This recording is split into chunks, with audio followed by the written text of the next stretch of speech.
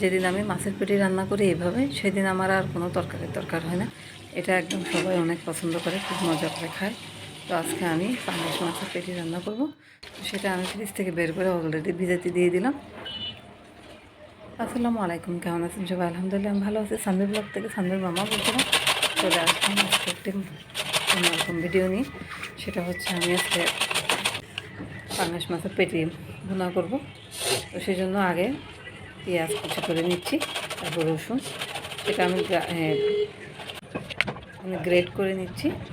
আর হচ্ছে কাঁচামরিচ কেটে নিলাম, টুকরা করে 2 টুকরা করে নেব। বেশি একটা মরিচ দেবো না, এখানে গুঁড়া মরিচ ব্যবহার করব। তারপর টমেটো দিলাম। আর শীতকালে মাছের তরকারির মধ্যে টমেটো না দিলে তো একদম ভালো লাগে না, সেটা আবার দেশি টমেটো। তো এটাকে একদম 4 টুকরা করে করে নিচ্ছি।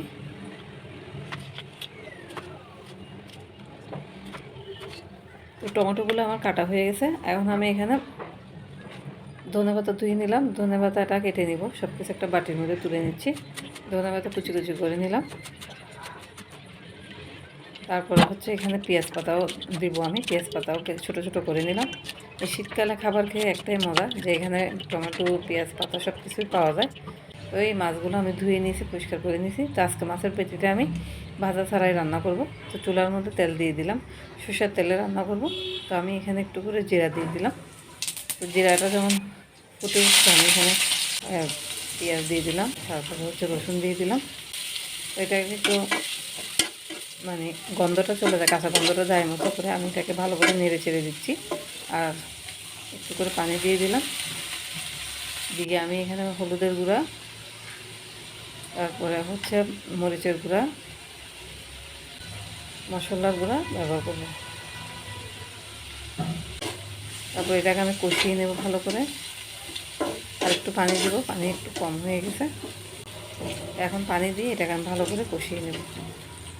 যতক্ষণ না এখান থেকে তেল ভেসে আসতেছে ততক্ষণ এটাকে আমি কষাবো। তারপর আমি এখানে মাছের তেল ছিল, ওই সেটা দিয়ে দিলাম পেটির সাথে। যেহেতু তেলের পরিমাণ কম, তো এখানে তেলটা বের হয়ে যাবে। তো এখানে আমি একটু করে গরম মশলা ব্যবহার করতেছি। আর আমি সবসময় গরম মশলার প্যাকেটটা ব্যবহার করি, অনেক ভালো রাঁধুনি। তারপরে এটাকে আমি আবার ঢাকনা দিয়ে রাখলাম, কষানোর জন্য। কষানো হয়ে গেছে, তেলও বের হয়ে গেছে। তো আমি এটাকে নেড়ে চেড়ে দিচ্ছি নিচে যাতে না লাগে। এখন আমি প্রতিটা মাছের পিস এখানে দিয়ে দেবো।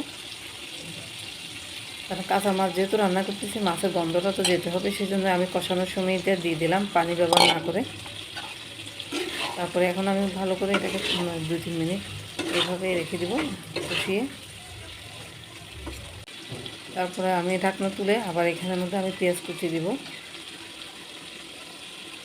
তারপরে হচ্ছে টমেটোগুলো দিয়ে দিব, কাঁচামরিচ দিয়ে দিব। দিয়ে এটাকে আমি নেড়ে চেড়ে আবার ঢাকনা দিয়ে দিব। আমি এখানে কোনো রকমের পানি দিই নাই, একটু পানিও দিই নাই। এখান থেকে যে তেলটা বের হবে সেটা দিয়ে আমি তরকারিটা রান্না করব।